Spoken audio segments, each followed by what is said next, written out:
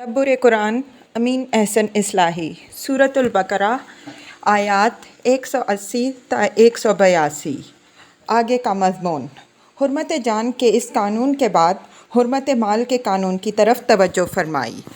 یہ دونوں مضمون قرآن و حدیث دونوں میں بالعموم ساتھ ساتھ آتے ہیں اور عقل و فطرت میں ان دونوں کے درمیان بڑا قریبی رشتہ ہے۔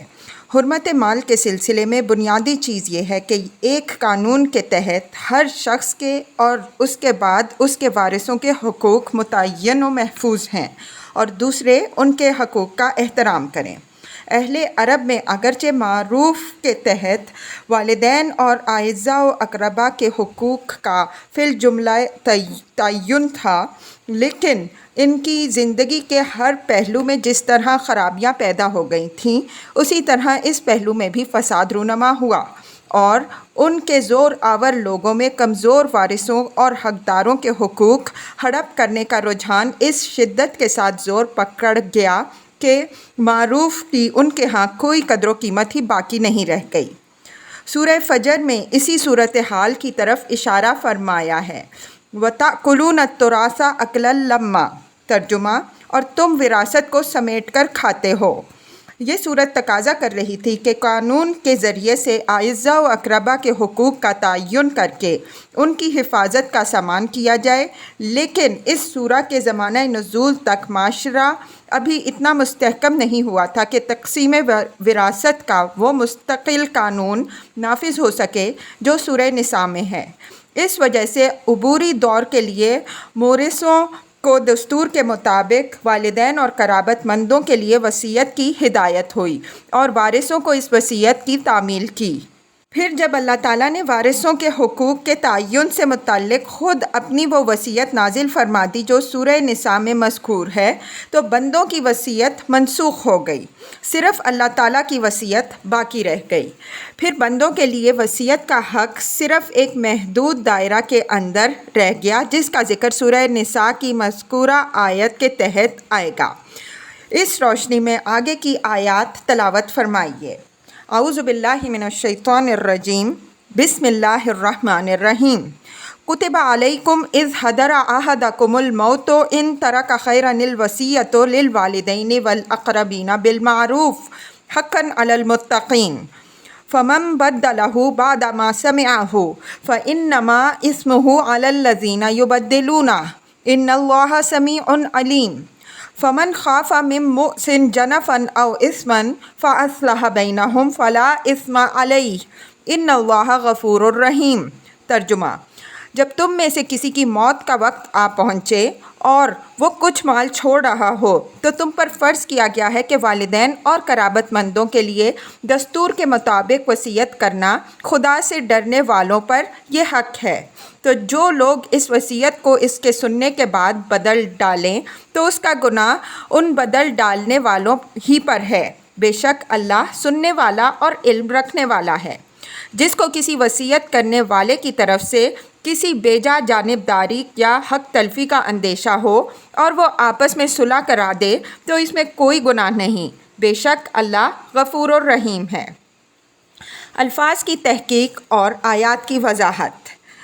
کتب علیکم اذا حضر احدکم الموت ان ترک خیرا الوصیۃ للوالدین والاقربین بالمعروف حقا علی المتقین۔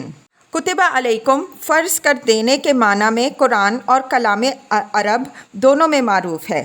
وصیت کے تحقیق پچھلے صفحات میں گزر چکی ہے کہ عربی میں یہ لفظ کسی بڑے کی طرف سے چھوٹوں کو تلقین و ہدایت کے معنی میں آتا ہے۔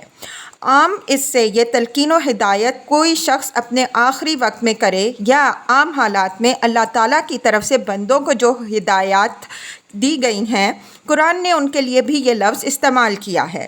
یہاں لفظ وصیت چونکہ مصدری معنی میں ہے، نیز اپنے فعل سے فاصلے پر واقع ہے، اسی وجہ سے تذکیر و تانیث کا لحاظ نہ تو فعل میں ضروری ہوا نہ اس کے بعد ضمیر میں۔ اس وصیت کی فرضیت کے ساتھ دو شرطیں لگائی گئی ہیں۔ ایک یہ کہ آدمی اس وقت کرے جب اسے اپنی موت قریب ہوتی نظر آنے لگے، اور دوسری یہ کہ جب وہ کچھ مال اپنے پیچھے چھوڑ رہا ہو۔ پہلی شرط کا ذکر اذا کے ساتھ کیا گیا ہے، اس لیے کہ موت کا مرحلہ سب کو پیش آتا ہے۔ دوسری کا ذکر ان کے ساتھ کیا گیا ہے، اس لیے کہ مال کا ہونا ہر ایک کے پاس ضروری نہیں ہے۔ ان اور اذا کے استعمال کا یہ فرق عربی زبان کے طلباء سے مخفی نہیں۔ وصیت میں یہ دونوں پہلو بڑی اہمیت رکھنے والے ہیں۔ جو لوگ اپنی چلتی پھرتی زندگی میں وصیت کر دیتے ہیں وہ بسا اوقات بڑی الجھنوں میں پڑ جاتے ہیں، اور جو لوگ مال رکھتے ہوئے وصیت سے گریز کرتے ہیں وہ بسا اوقات اپنے پیچھے جھگڑے چھوڑ جاتے ہیں۔ خیر کے اصل معنی مطلوب و مرغوب شے کے ہیں، اس وجہ سے علم، عقل، حکمت، عدل، نیکی اور بھلائی سب کے لیے اس کا استعمال ہے۔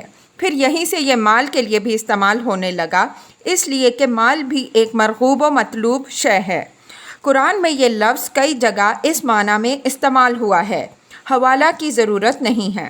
قرآن نے مال کے لیے اس لفظ کو اختیار کر کے گویا بالواسطہ اس غلط فہمی کی اصلاح کر دی ہے جو عام طور پر رہبانی تصور کے زیر اثر لوگوں میں پھیلی ہوئی تھی کہ مال فی نفسہ ہی ایک ناپاک اور نجس چیز ہے، اس وجہ سے اللہ والوں کے لیے اس سے آلودہ ہو جانا جائز نہیں۔ معروف کے لغوی معنی جانی پہچانی ہوئی چیز کے ہیں، یعنی جس کو عقل مانتی ہو، جو عدل پر پوری اترتی ہو، اچھے لوگ جسے پہچانتے ہوں، سوسائٹی کے شریفوں میں جس کا چلن اور رواج ہو۔ یہ معروف بہت سے معاملات میں اسلامی قانون کا درجہ رکھتا ہے، اور اس حیثیت سے قرآن میں اس کا جگہ جگہ حوالہ آیا ہے۔ اوپر دیت کے سلسلے میں بھی اس کا ذکر گزر چکا ہے۔ قانون کی دو قسمیں ہیں، ایک وہ جو معروف پر مبنی ہے، دوسرا وہ جو اللہ تعالیٰ کے حکم پر مبنی ہے۔ جس چیز کے بارے میں خدا کا قانون موجود نہ ہو اس میں معروف معتبر ہوتا ہے، لیکن جس باب میں خدا کا قانون نازل ہو گیا اس میں معروف کا اعتبار ختم ہو گیا، اس لیے کہ سورج کے طلوع ہو جانے کے بعد ستاروں سے رہنمائی حاصل کرنے کی ضرورت باقی نہیں رہتی۔ اس آیت میں والدین اور اقربا کے لیے جو وصیت کا حکم دیا گیا ہے وہ معروف کے تحت تھا اور اس کی عبوری دور کے لیے تھا، جبکہ اسلامی معاشرہ بھی ابھی اس استحکام کو نہیں پہنچا تھا کہ تقسیم وراثت کا وہ آخری حکم دیا جائے جو سورہ نساء میں نازل ہوا ہے۔ اس حکم کے نزول کے لیے حالات کے سازگار ہونے سے پہلے یہ عارضی حکم نازل ہوا، اور اس سے دو فائدے پیش نظر تھے۔ ایک تو فوری طور پر ان حصہ داروں کے حقوق کا ایک حد تک تحفظ جن کے حقوق عصبات کے ہاتھوں تلف ہو رہے تھے، اور دوسرے اس معروف کو از سر نو تازہ کرنا جو شرفائے عرب میں زمانہ قدیم سے معتبر تھا، لیکن اب وہ آہستہ آہستہ جاہلیت کے گرد و غبار کے نیچے دب چلا تھا، تاکہ یہ معروف اس قانون کے لیے ذہنوں کو ہموار کر سکے جو اس باب میں نازل ہونے والا تھا۔ اور وصیت کے متعلق فرمایا کہ حقاً علی المتقین، حقاً فعل محذوف کی تاکید کے لیے ہے، یعنی یہ تمام اہل ایمان پر جو خدا سے ڈرنے والے ہیں واجب اور ضروری ہے۔ جو اس سے گریز کریں گے اس کے سینے خوف خدا سے خالی ہیں۔ اس کے معنی یہ ہوئے کہ اس عبوری مدت میں جو اصل قانون وراثت سے پہلے گزری، ہر مسلمان پر اس کی تعمیل ضروری تھی۔ اس کی حیثیت صرف ایک نیکی اور فضیلت کی نہیں تھی۔ فمن بدلہ بعد ما سمعہ فانما اثمہ علی الذین یبدلونہ ان اللہ سمیع علیم۔ چونکہ اس قانون کے ٹھیک ٹھیک نفاذ کا تمام تر انحصار شاہدوں اور گواہوں کی امانت و دیانت ہی پر تھا، شریعت میں وارثوں کے حقوق کا ابھی تعین نہیں ہوا تھا، اس وجہ سے شاہدوں کی عظیم ذمہ داری واضح فرما دی کہ اگر وہ صاحب وصیت کی وصیت میں کوئی رد و بدل کریں گے تو اس کا سارا بار گناہ انہی کے سر پہ ہوگا۔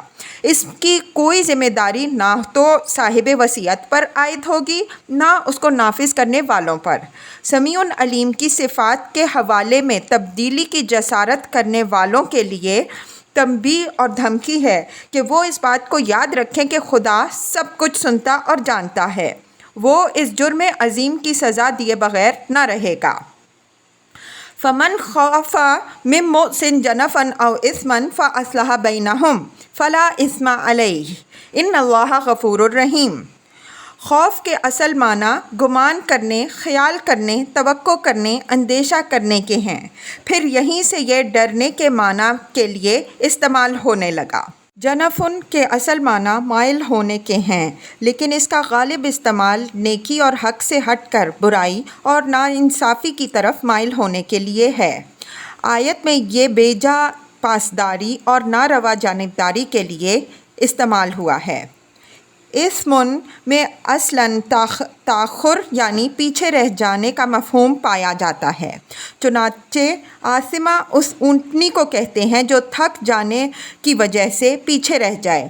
پھر یہ لفظ ادائے حقوق میں پیچھے رہ جانے کے لیے استعمال ہوا، عام اس سے کہ وہ خدا کے حقوق ہوں یا بندوں کے۔ اپنے اس مفہوم کے لحاظ سے یہ بر کا ضد ہے۔ بر کا اصل مفہوم، جیسا کہ ہم آیت 177 کے تحت واضح کر چکے ہیں، ایفائے حق کے ہیں۔ یہ لفظ عدوان کے ساتھ بھی استعمال ہوتا ہے، اس لیے کہ حقوق کے معاملے میں گناہ دو قسم کے ہوتے ہیں، ایک کوتاہی اور حق تلفی کی نوعیت کے، دوسرے دست درازی اور تعدی کی نوعیت کے۔ پہلی قسم کے لیے اسم کا لفظ ہے، دوسری کے لیے عدوان کا۔ آیت زیر بحث میں یہ لفظ جنفن کے بعد استعمال ہوا ہے۔ جنفن کا معنی ہم واضح کر چکے ہیں کہ جانبداری کے ہیں۔ اس کے بالمقابل اسم کا ٹھیک مفہوم حق تلفی کا ہوگا، اور ایک نامنصف وصیت کرنے والے سے انہی دونوں باتوں میں سے کسی ایک بات کا اندیشہ ہو سکتا ہے، یا تو وہ وارثوں میں سے کسی ایک کی جانبداری کرے گا یا کسی کی حق تلفی کا مرتکب ہوگا۔ اوپر والی آیت میں وصیت کرنے والے کی وصیت میں کسی تبدیلی کرنے کی نہایت شدت کے ساتھ ممانعت فرمائی گئی تھی۔ اب اس آیت میں یہ ارشاد ہوا کہ تبدیلی کی یہ ممانعت اصلاح کی ممانعت کے ہم معنی نہیں ہے۔ اگر کسی وصیت کرنے والے کے اندر جانبداری یا حق تلفی کا رجحان محسوس ہو رہا ہے، یا اس کی وصیت واضح طور پر جانبداری اور حق تلفی کا پہلو لیے ہوئے ہے، تو وصیت کے گواہوں کی طرف سے اس جانبداری اور حق تلفی کی اصلاح کی کوشش اس تبدیلی کے حکم میں نہیں ہے جس کی ممانعت کی گئی ہے، بلکہ یہ چیز جائز ہے۔ البتہ یہ اصلاح انہیں بطور خود کر دینے کا حق نہیں ہے، بلکہ اس کے لیے انہیں فریقوں کے درمیان سمجھوتے اور مفاہمت کی راہ اختیار کرنی چاہیے۔ اگر اس کا موقع ہے کہ خود وصیت کرنے والے کو سمجھا بجھا کر عدل و انصاف کی راہ اختیار کرنے پر آمادہ کیا جا سکتا ہے تو یہ راہ اختیار کی جائے، ورنہ بصورت دیگر وارثوں کے درمیان مفاہمت کرانے کی کوشش کی جائے۔ یہ مفہوم فَأَصْلَحَ بَيْنَهُمْ کے الفاظ سے نکلتا ہے، اس لیے کہ ان الفاظ کا واضح مفہوم ان کے درمیان مصالحت کرا دینا ہے، نہ کہ بطور خود کوئی اصلاح کر دینا۔